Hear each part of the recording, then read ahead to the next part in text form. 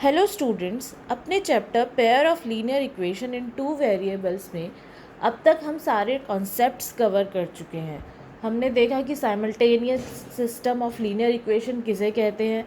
हमने देखा solution of linear equation क्या होता है और इसका रिलेशन और इसकी ग्राफिकल रिप्रेजेंटेशन किस तरीके से की जा सकती है। Consistent system of linear equation और inconsistent system of linear equation क्या होता है। और अपनी लास्ट क्लास में हमने देखा कि कंडीशन ऑफ सॉल्वेबिलिटी या फिर कंडीशन ऑफ कंसिस्टेंसी के बेसिस पे क्वेश्चन कैसे सॉल्व किए जाते हैं।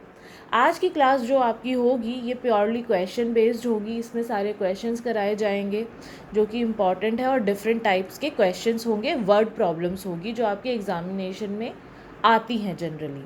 तो चलिए स्टार्ट करते हैं। हमारा फर्स्ट क्वेश्चन है, in 2-digit number the number of unit digit is twice the 10th digit. If 27 is added to the number the digits interchange their place, find the number. इस टाइप के question आपके examination में most probably आ सकते हैं। जो words problem होती है उसका सबसे इम्पॉर्टेंट पार्ट होता है कि आप जो फॉर्मेशन है पेयर ऑफ लीनियर इक्वेशन की वो ठीक से करें। अगर आपको वो अच्छे से आप कर सकते हैं, बिल्कुल ठीक ठाक पेयर ऑफ लीनियर इक्वेशन बना लेते हैं अकॉर्डिंग टू द क्वेश्चन, तो आपका क्वेश्चन सॉल्व करने की या क्वेश्चन के सही होने की जो प्रोबेबिलिटी है वो 80 या 100% ही बढ़ जाती है। ठीक है, देखो अगर आप सिस्टम ठीक से बनाएंगे तो उसके आगे क्वेश्चन भी ठीक ही सॉल्व होगा। अगर आपने इक्वेशन ही गलत बनाई है तो क्वेश्चन तो ऑब्वियसली गलत ही आएगा। तो आपको ध्यान देना है कि आपको क्वेश्चन में क्या कहा गया है। ये मेथड मैं आपको पहले भी बता चुकी हूँ कि किस तरह से हम इक्वेशंस फॉर्म करते हैं। इक्वेशंस फॉर्म करते समय सबसे पहले चीज़ हमें ये देखनी है कि हमारे पास दो अननोन्स कौन से हैं। अब इसमें क्या दिया हुआ है, 2-digit number the number of unit digit is twice the 10th digit. यानी मुझे यूनिट डिजिट जो दी गई है वो ट्वाइस है 10th डिजिट की। ना मुझे यूनिट डिजिट पता ना मुझे 10th डिजिट पता।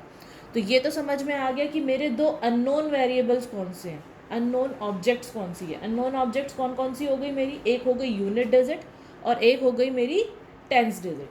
ठीक है, ये हो गया first method. Then what do I need to do, I will assign variables to these unknowns.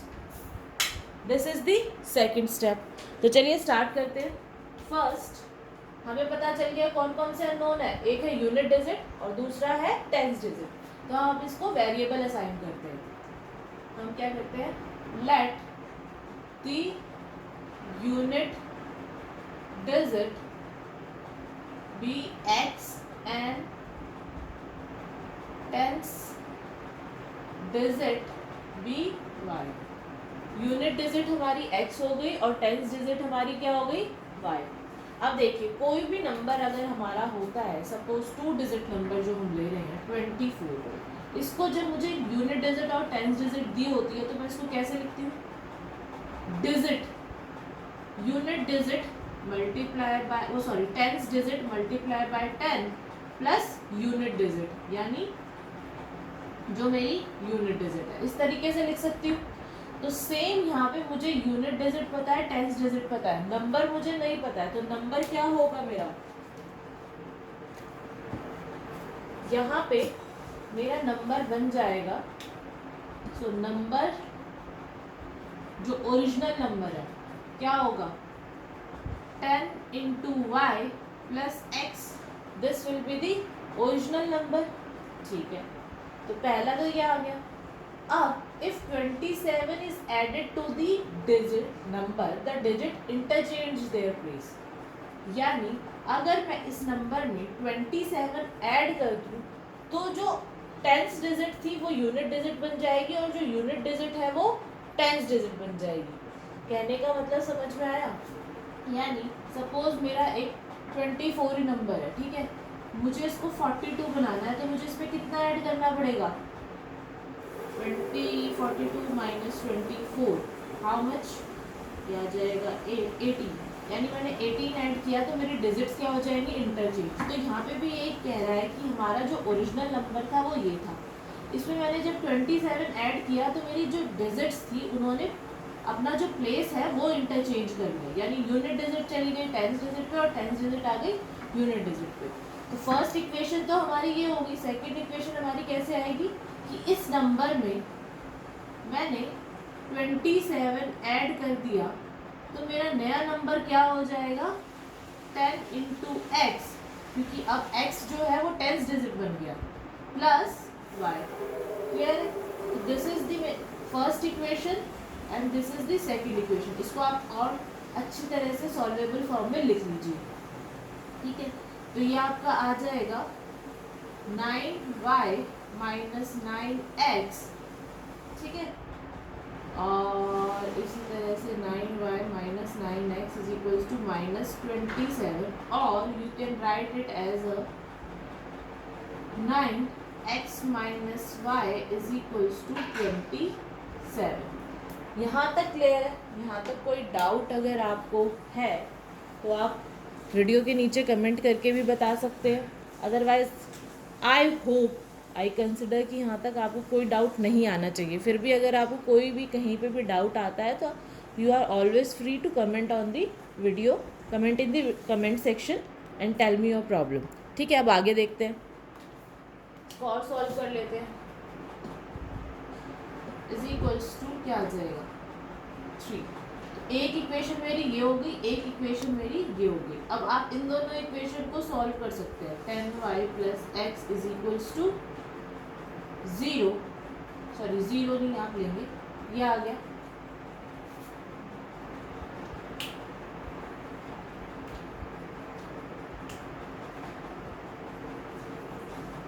अच्छा, एक और चीज हमें यहाँ पे दिखी हुई है, यहाँ पे ये इक्वेशन नहीं हुआ, ये तो नंबर आया। इक्वेशन क्या थी? The unit digit is twice the 10th digit.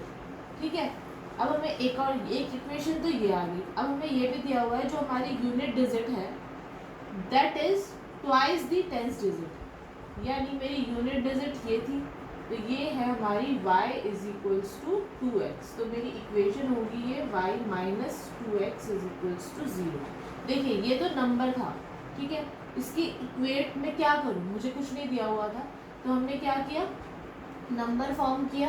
ठीक है, उसकी मदद से हमने सेकंड इक्वेशन निकाली, और हमें ये कहा गया था कि जो यूनिट डिजिट है that is twice the 10th digit, तो ये हमने कर लिया। तो एक इक्वेशन मेरी ये वाली होगी और एक इक्वेशन मेरी ये हो गई। अब आप इन दोनों को सॉल्व कर सकते हैं।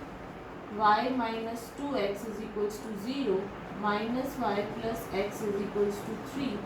जब आप उसको सॉल्व करेंगे तो ये y gets cancel and this is comes out to be minus x is equals to,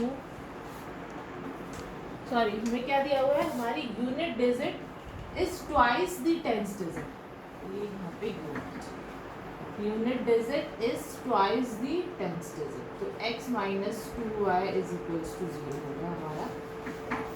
तो ये हो गया x minus y is equals to 3 and x minus 2y is equals to 0। इसको सॉल्व करेंगे हम तो ये हमारा आ जाएगा y is equals to 3, y 3 है तो x क्या थी, x is equals to twice of y, तो x इज इक्वल्स टू क्या आ गया 6, और नंबर हमारा क्या आ जाएगा 10 into y plus x that is 3 into 10 plus 6, 36 हमारा नंबर आ गया। ठीक है, ये हमारा सॉल्यूशन आ गया। तो इस टाइप के क्वेश्चंस में आपको क्या करना है, सबसे पहले आपको इक्वेशंस फॉर्म करनी है, पेयर ऑफ इक्वेशन फॉर्म करनी है। पेयर ऑफ इक्वेशन फॉर्म करने के लिए क्या करना है, सबसे पहले आप देखिए कि आपके दो अननोन्स कौन से हैं। आपके दो अननोन्स आपको मिल जाएंगे तो उसके बाद आप उनको वेरिएबल्स असाइन करेंगे। जब आपने वेरिएबल्स असाइन कर दिए तो उसके बाद आप उसकी हेल्प से इक्वेशंस फॉर्म करेंगे। जैसे ही आपकी इक्वेशन फॉर्म हो जाती है फिर आप उसको सॉल्व करेंगे। सॉल्व करने के लिए आप कोई भी मेथड यूज़ कर सकते हैं। ठीक है, आप सब्स्टिट्यूशन मेथड यूज़ कर सकते हैं, आप इक्वेटिंग कोफिशिएंट मेथड यूज़ कर सकते हैं, आप क्रॉस मल्टीप्लिकेशन मेथड भी यूज़ कर सकते हैं, that is up to you. चलिए नेक्स्ट क्वेश्चन देखते हैं। हमारा नेक्स्ट क्वेश्चन है the sum of 2 digit number and the number formed by interchanging the digit is 132। If 12 is added to the number, the new number becomes 5 times the sum of the digit. Find the number. देखिए ये जो number वाले question होते हैं ये आपके अगर आएँ तो एक चीज़ तो इसमें श्योर है, आपके जो अननोन्स होंगे that will be the unit place digit and the tens place digit. ठीक है, तो अभी हम टाइप वाइज वर्ड प्रॉब्लम कर रहे हैं। तो जो फर्स्ट टाइप हमने उठाया है that is based on the 2 digit number. तो 2 डिजिट नंबर का जब भी आपको क्वेश्चन आए तो एक चीज़ तो आपको श्योर हो गई कि आपके पास जो अननोन्स हैं that is the digits in the number. और डिजिट्स कितनी होती हैं? 2 डिजिट्स होती हैं। तो आपके 2 अननोन ऑब्जेक्ट क्या हो गई? 2 digits, tens digit and unit digit. ठीक है, जनरली यही आता है। उसके बाद आपको कंडीशंस देखनी है, उसको यूज़ करके आपको इक्वेशंस बनानी है। तो चलिए यहाँ पे देखते हैं। The sum of 2 digit number and the number found by interchanging the digit is 132। ठीक है, तो अगर sum of the 2 digit number and the number found by the interchanging the digit is 132। जब भी हमें नंबर निकालना हो तो हम कैसे निकालेंगे? टेंस डिजिट को मल्टीप्लाई करेंगे 10 से और उसमें ऐड कर देंगे यूनिट डिजिट। इसी तरह से आप 2 डिजिट नंबर निकालते हैं। सबसे पहले क्या लिखते हैं? Let unit digit x and tens digit क्या होगी आपकी? y। दिस इम्प्लाइज नंबर क्या बन गया आपका? ओरिजिनल नंबर जो है वो आपका आ जाएगा 10 इंटू वाई प्लस एक्स। ठीक है, ये आपका नंबर बन गया। अब वो कह रहा है कि the sum of 2 digit number and the number found by interchanging the digit is 132। तो फर्स्ट इक्वेशन क्या बनेगी कि ये तो हमारा ओरिजिनल नंबर है और हमने अब डिजिट इंटरचेंज कर दी by interchanging digit, new number will be क्या होगा? 10x plus Y.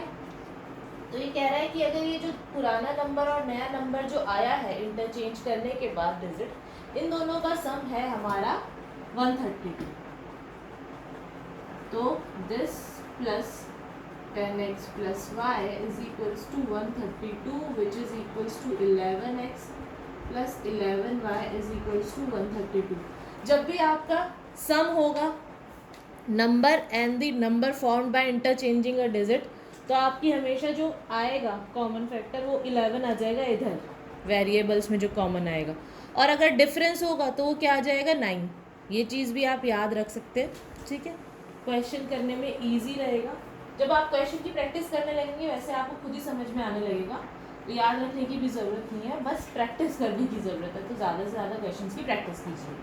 तो ये क्या आ गया? 11x plus 11y is equals to 132। ये मेरी फर्स्ट इक्वेशन आ गई। इसको और सिंप्लीफाई फॉर्म में लिख सकते हैं तो लिख लेते हैं। 11 कॉमन लिया, 132 को 11 से कट किया तो मेरा क्या आ जाएगा? 12। ठीक है, ये मेरी फर्स्ट इक्वेशन आ गई। सेकेंड इक्वेशन क्या है? 12 is added to the number becomes 5 times the sum of the digits. यहाँ पे नंबर की बात नहीं कर रहा है, यहाँ पे क्या कर रहा है? Sum of the digits. Sum of the digits क्या है मेरा? x plus Y. ठीक है, क्या दिया हुआ है? The new number if 12 is added to the new number become the 5 times the sum of digit. New number क्या था मेरा? ये वाला। ये क्या हो जाएगा? 5 times the sum of digit. तो new number 10x plus Y क्या करेंगे? If 12 is added to the number. अच्छा, if 12 is added to the number, यानी इस नंबर में मुझे 12 ऐड करना है। ठीक है भाई, कर दिया। The new number becomes 5 times the sum of the digit. अगर मैंने नंबर में 12 ऐड किया तो ये बन जाएगा if 12 is added to the number, sorry number में ऐड करना है। हाँ जी, 12 is added to the number become 5 times the sum of the digit. ये आपकी सेकंड इक्वेशन हो गई। इसको सॉल्व कर लेते हैं। तो ये क्या आ जाएगा? 10y plus x plus 12 is equals to 5x plus 5y। इधर ले जाके आप इसको सॉल्व करेंगे तो ये आ जाएगा 5y minus 4x is equals to minus 12। या फिर आप इसको इस तरह से लिख सकते हैं 4x minus 5y is equals to 12। तो ये आपकी सेकंड इक्वेशन आ गई। तो फर्स्ट और सेकंड इक्वेशन आपकी क्या क्या आ गई है, x plus y is equals to 12 and 4x minus 5y is equals to 12। ये आपकी आ गई। अब आप इसको सब्स्टिट्यूशन मेथड से करना चाहते हैं, सब्स्टिट्यूशन मेथड से कर सकते हैं, इक्वेटिंग कोफिशिएंट मेथड से करना चाहते हैं, इक्वेटिंग कोफिशिएंट से कर सकते हैं। जनरली मैं इक्वेटिंग कोफिशिएंट से करती हूँ। देखिए यहाँ पे माइनस है, यहाँ पे प्लस है, तो मैं क्या करती हूँ, यहाँ पे y है, यहाँ पे 5y है, मैं इसको 5 से मल्टीप्लाई कर देती हूँ। मेरा क्या आ जाएगा 5x माइनस प्लस 5y, 12 5 ज़ा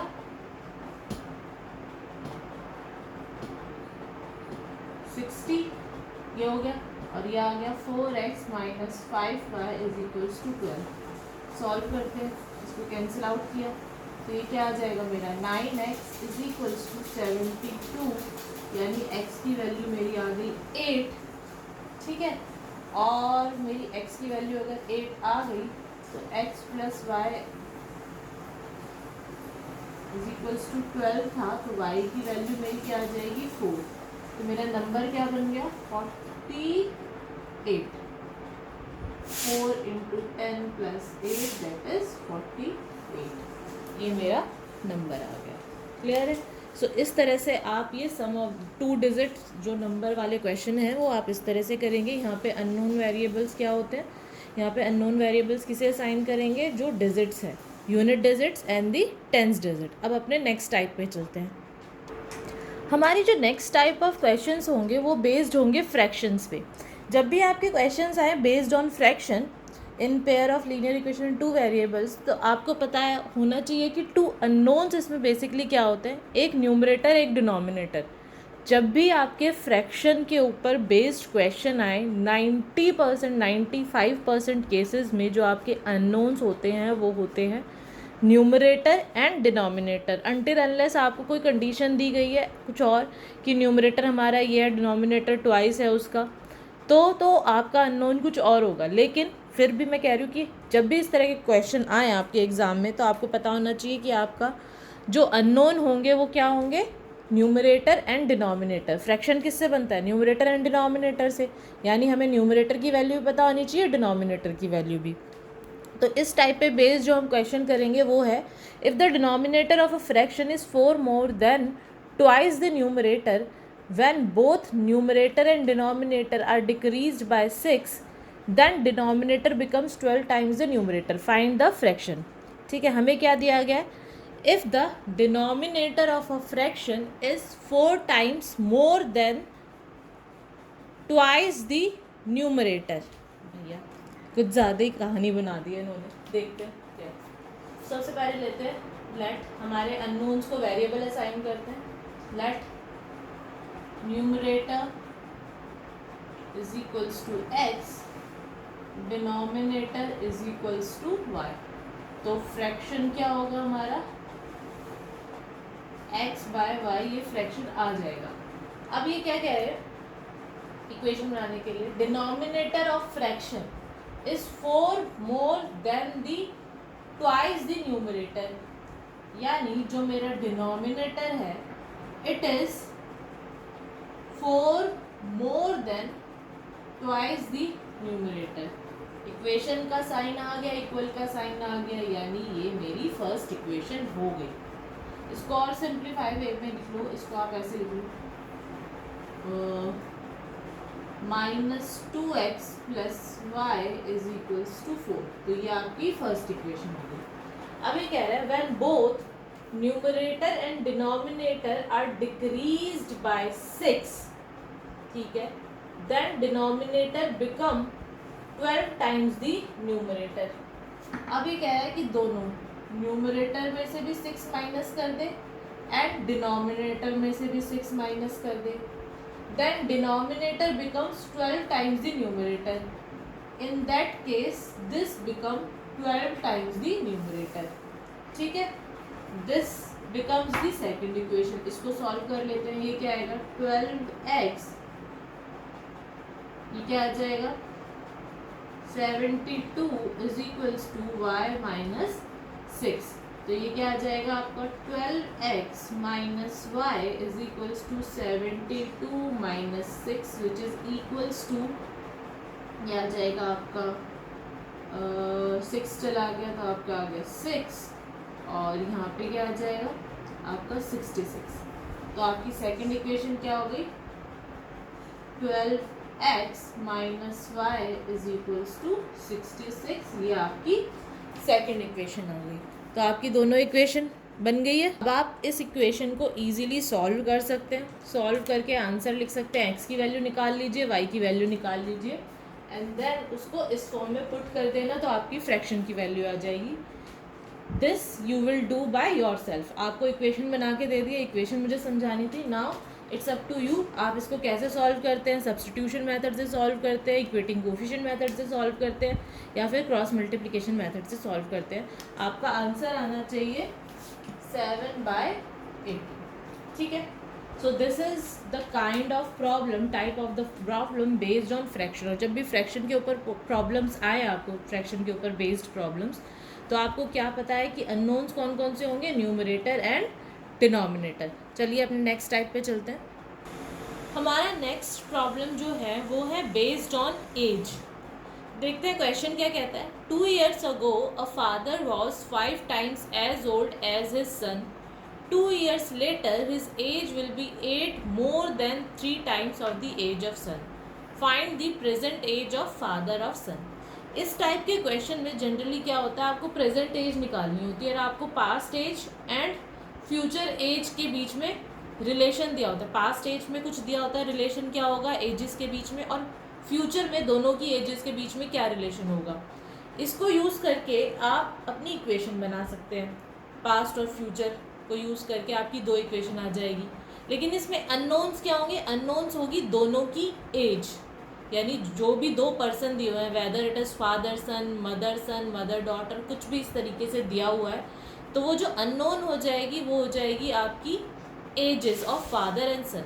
तो हम जब भी इस टाइप के क्वेश्चंस होंगे, ऑल्दो हमें गिवन होगा कि इतने साल पहले क्या था, इतने साल बाद में क्या होगा, आपको पास्ट और फ्यूचर को छोड़ के सबसे पहले जो वेरिएबल असाइन करने हैं वो प्रेजेंट एज को करने हैं। ठीक है।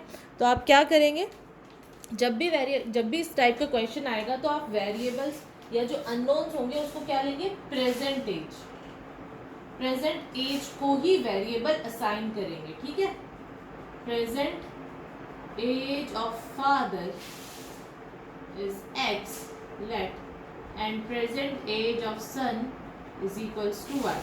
ठीक है। अब ये कह रहा है कि 2 साल पहले, अगर आज इनकी एज x है तो 2 साल पहले फादर की एज क्या होगी, 2 साल कम जो आज की एज है, तो 2 साल पहले फादर की एज हो जाएगी x माइनस 2 और सन की एज क्या हो जाएगी 2 साल पहले y माइनस 2। और इन दोनों का रिलेशन क्या दिया हुआ है 2 साल पहले की एज में, कि father's age was 5 time age old age his son. तो यानी ये फादर की एज जो है वो है 5 times equals to age of son. तो ये फर्स्ट इक्वेशन आ गई पास्ट यूज करके। तो ये इक्वेशन क्या होगी आपकी, x minus 2 is equals to 5 minus 10। So this will become x minus 5y is equals to minus 8। ठीक है। एक इक्वेशन आपकी ये आ गई। फिर क्या कह रहा है ये, 2 years लेटर, अगर आज x है तो 2 साल बाद एज क्या होगी, x प्लस 2 हो जाएगी, 2 साल बड़ा हो जाएगा, 2 साल बड़ा, सन भी 2 साल बड़ा हो जाएगा। अब कह रहा है कि 2 साल बाद जो फादर की एज होगी वो 8 मोर देन दी 3 टाइम्स, 8 साल ज़्यादा 3 टाइम्स से, तो यानी 3 times of age of son plus 8। So ये हो जाएगा, this is x plus 2 is equals to 3y plus 6 plus 8 which is x minus 3y is equals to क्या हो जाएगा ये हमारा 2 माइनस 4, ये 8 एंड 4 12। तो ये हमारी 2 इक्वेशन बन गई। कौन कौन सी, एक इक्वेशन ये आ गई और एक इक्वेशन मेरी हो गई 3 माइनस 12। ठीक है। अब आप इन दोनों को सॉल्व कर सकते हैं। देखिए x दोनों जगह, तो आप क्या कीजिए, इसको माइनस कर दीजिए, इसको प्लस, इसको माइनस, तो ये कैंसिल आ गया, ये माइनस 2 क्या हो जाएगा -2y एंड इट इज -20, तो y इज इक्वल्स टू 10। तो सन की एज क्या आ गई आपकी, प्रेजेंट एज 10, फादर की एज क्या आ जाएगी, किसी भी इक्वेशन में रख के देख लीजिए, x की वैल्यू इसी में रख लेते हैं, तो x minus 30 is equals to 12, तो x इज इक्वल्स टू 42, तो फादर की एज क्या आ गई 42। तो इस टाइप के क्वेश्चन में आपको क्या करना है, अननोन्स क्या होंगी, दोनों की एजेस, ठीक है। आपको ऑलवेज प्रेजेंट एज लेके चलनी है, इस टाइप के क्वेश्चन में ध्यान दीजिए, ऑलवेज प्रेजेंट एज लेके चलेंगे कि प्रेजेंट एज x है, प्रेजेंट एज y है, उसके बाद 2 साल पहले की एज क्या होगी, माइनस करके निकाल लेंगे, मतलब जितने भी साल पहले की एज दी है कि 5 साल 7 साल 8 साल पहले की एज कैसे निकाल लेंगे, प्रेजेंट एज में से वो एज माइनस कर देंगे, वो नंबर ऑफ ईयर्स, और फ्यूचर की एज कैसे निकालेंगे, दोनों की एजेस में उतने ही साल ऐड कर देंगे, ठीक है। इस टाइप के क्वेश्चन आप इस तरह से करेंगे। इसी टाइप पे बेस्ड एक और क्वेश्चन है, ठीक है, वो मैं आपको एक वो भी करना चाहती हूँ, उसमें थोड़ा सा अलग है, सॉल्व इसी तरह से होगा लेकिन कंफ्यूज करने के लिए आपको दे दिया गया है। ये क्वेश्चन भी आपका बोर्ड में आ चुका है, इसके बाद जो मैं क्वेश्चन करूँगी वो आपका 2019 में भी आया और उससे पहले भी बोर्ड में आया, वो कंफ्यूज करने के लिए आपको कुछ दे देते हैं। तो देखते हैं वो क्वेश्चन क्या है। हमारा नेक्स्ट क्वेश्चन है, father's age is 3 times the sum of ages of 2 children. After 5 years, age will be sum of the ages of 2. After 5 years, age will be, यहाँ पे लिखा ही नहीं है, will be twice of sum of the ages of 2 children. Find the father's age. अच्छा, अब यहाँ पे इन्होंने क्या किया है, कंफ्यूज करने के लिए हमें एक फादर और एक चाइल्ड की या सन की एज ना दे के हमें क्या कह दिया, sum of the ages of its 2 children. अब देखा जाए तो हमारे पास यहाँ पे 3 अननोन वेरिएबल्स आ गए। कैसे, फादर की एज आ गई एक तो x, और 2 बच्चे हैं उसके, ठीक है। अब उन दोनों बच्चों की एज हमें तो नहीं पता ट्विंस है नहीं है, लिखा भी नहीं है कहीं, तो मान भी नहीं सकते कि दोनों ट्विंस हैं। बस ये कहा गया है कि 2 बच्चों की एज जो है उनका जो सम है उसकी 3 times है, ठीक है भैया। अब 2 सन हैं, अब 2 बच्चे हैं, सन नहीं 2 बच्चे हैं, डॉटर भी हो सकती है सन भी हो सकते हैं, कुछ नहीं पता हमें, हमें सिर्फ ये दिया हुआ है कि उसके 2 बच्चे हैं, दोनों की एजेस भी नहीं पता, यानी फादर की एज नहीं पता, 2 बच्चों की एज नहीं पता, तो देखा जाए तो 3 वेरिएबल आए नहीं। इस टाइप के क्वेश्चन को करने से पहले आप क्वेश्चन को पूरा पढ़िए। देखिए, फादर की एज तो अननोन वेरिएबल हम लेंगे ही लेंगे, लेकिन जो सम ऑफ द एजेस हैं, अगर आप 2 इक्वेशन इसमें बनाएंगे तो दोनों इक्वेशन में सम ऑफ द एज का यूज़ हो रहा है, ठीक है, sum of the ages of 2 children, ठीक है। कहीं पे भी ये नहीं कहा है कि एक चिल्ड्रन की अलग से एज, ठीक है। तो यहाँ पे जो हमें दिया हुआ है, हमें दोनों बार जब भी दोनों इक्वेशन बनाएंगे हमें क्या यूज़ करना है, sum of the ages of 2 children. पहले भी यही लिखा हुआ था, अब भी यही लिखा हुआ है, ठीक है। तो हम क्या करेंगे, हम हमेशा ये सम को, दोनों की एज का जो सम होगा बच्चों की, उसको एक अननोन वेरिएबल देंगे, रादर देन बच्चों की एजेस को अलग अलग वेरिएबल देने की बजाय हम दोनों की एज का जो सम होगा उसको एक वेरिएबल का नंबर दे देंगे। हमें सिर्फ फादर की एज निकालनी है, ठीक है, तो सम उन दोनों को कुछ भी हो, बच्चों की अलग अलग एज आपसे नहीं पूछी है। तो इस टाइप के क्वेश्चंस को आप क्या करेंगे, let father's age is equals to x, और सेकंड वेरिएबल आपका जो होगा वो क्या होगा, sum of ages of 2 children, ठीक है। अलग अलग नहीं लेनी इनकी एज, दोनों बच्चों की एक ही वेरिएबल डिनोट करना है। क्यों एक ही वेरिएबल डिनोट कर रहा है, क्योंकि दोनों बार जो भी 2 कंडीशंस हमें दी गई है यहाँ पे, वो दोनों बार सम ऑफ एज को यूज कर रहा है, दोनों बच्चों की अलग अलग एज को कहीं पे भी यूज नहीं कर रहा। अगर कहता कि अलग अलग एज निकालो तब 3 वेरिएबल हम लेते, लेकिन हमें इसका कुछ करना ही नहीं है, हमें सम को यूज करके सिर्फ फादर की एज निकालनी है, इसकी एज का हमें कुछ करना ही नहीं है। अगर पूछता क्वेश्चन में आगे भी तो यही पूछता कि प्रेजेंट सम क्या है दोनों की एजेस का, ठीक है। तो चलिए इक्वेशन बनाते हैं, फादर की age is 3 times the sum of ages of 2 children. Present की ही बात कर रहे हैं यहाँ पे, कहीं भी 2 साल पहले 2 साल बाद कुछ नहीं दिया हुआ। Let the present age, present father's age हो जाएगी, और सम ऑफ प्रेजेंट एजेस, ठीक है वाई, तो हमें क्या दिया हुआ है x is equals to 3y, equation ये आ गई। और क्या कहा है 5 साल बाद, 5 साल बाद फादर की एज हो जाएगी, ये दोनों बच्चों की एज का सम क्या हो जाएगा। अच्छा अब यहाँ पे देखें 5 साल बाद दोनों की एज का सम क्या होगा, y प्लस 5 नहीं, ये ट्रिक है यहाँ पे। देखो sum of the ages of 2 children है, 2 बच्चे हैं, ठीक है, दोनों की एज का सम y है, ठीक है। अब 5 साल बाद 5 साल दोनों की एज में ऐड होंगे, ठीक है, 2 बच्चे हैं तो दोनों की एज में 5 साल ऐड होंगे, तो टोटल कितने साल ऐड हुए 10, तो यहाँ पे आ जाएगा y प्लस 10। ये समझ में आया y प्लस 10 कैसा है। सपोज आज की डेट में फादर की एज 30 है और उसके दोनों बच्चों की एज का सम है 10, ठीक है। अगर एक 4 साल का है तो दूसरा हो गया 6 साल का, ठीक है। 5 साल बाद फादर की एज तो 35 होगी, बच्चों की एज क्या क्या हो जाएगी 4 प्लस 5 एंड 6 प्लस 5, यही होगी ना बच्चों की एज। तो इनकी एज में दोनों में 5-5 ऐड होंगे, ये तो नहीं होगा कि इसकी एज तो बढ़ जाएगी, इसकी एज नहीं बढ़ेगी, दोनों की एज बढ़ेगी। तो यहाँ पे क्या हो जाएगा 10 प्लस 5 प्लस 5 यानी 10, यहाँ पे 10 ऐड होगा। समझ में आया क्या ट्रिक थी यहाँ पे।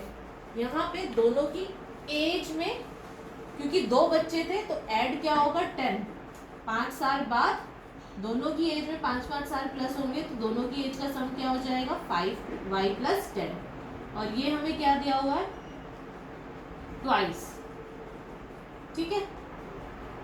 ये हमारी 2 इक्वेशंस बन गई, इसको सॉल्व कर लीजिएगा, ठीक है। जब आप इन दोनों इक्वेशन को सॉल्व कर लेंगे तो आपका आंसर आना चाहिए फादर्स एज इज 45, ठीक है। इस क्वेश्चन में समझिए ट्रिक कहाँ पे यूज हुई है। ये क्वेश्चन आपका 2 बार बोर्ड एग्जामिनेशन में आ चुका है, इस टाइप के क्वेश्चन आ जाते हैं। यहाँ पे सिर्फ और सिर्फ ध्यान देने वाली बात ये है कि जब हम उसकी आगे की फ्यूचर एज निकालेंगे, ठीक है, तो हम क्या करेंगे जितने भी साल फ्यूचर में हैं ऐड करेंगे फादर की एज में और उसका ट्वाइस ऐड करेंगे बच्चों की एज में, क्योंकि 2 बच्चे हैं, ठीक है। और अगर पास्ट की बात करते तो हम क्या करते माइनस कर देते उतने ही ईयर, और बच्चों की एज में से कितने माइनस करते ट्वाइस, क्योंकि 2 बच्चे हैं। क्लियर है ये क्वेश्चन किस तरह से होगा। तो ये थे कुछ क्वेश्चंस जो अलग अलग टाइप के थे। आज की क्लास में इतना ही। इन टाइप्स पे बेस्ड आप अपनी एनसीईआरटी में जितने भी क्वेश्चंस हैं वो सारे ट्राई कीजिए, प्रैक्टिस कीजिए। इनके अलावा भी जो क्वेश्चंस हैं अगर आप इक्वेशन फॉर्म करना की प्रैक्टिस करना चाहते हैं तो करने की ट्राई कीजिए। अदरवाइज़ आपको कोई भी डाउट है आप हमेशा बता कर नीचे वीडियो के नीचे कमेंट करके बता सकते हैं। And please please please practice, at least equation बनाने की प्रैक्टिस तो आप बहुत अच्छे तरीके से कीजिए, क्योंकि अगर इक्वेशन ठीक से बनाएंगे तभी आपके क्वेश्चन सॉल्व हो पाएंगे। तो इस तरह के क्वेश्चंस में जब भी वर्ड प्रॉब्लम आती है the most important step is to make a correct pair of linear equation, ठीक है। तो आज की क्लास में बस इतना ही। कोई भी डाउट अगर आपको हो तो वीडियो के नीचे कमेंट करके बताइए। Thank you for today's class.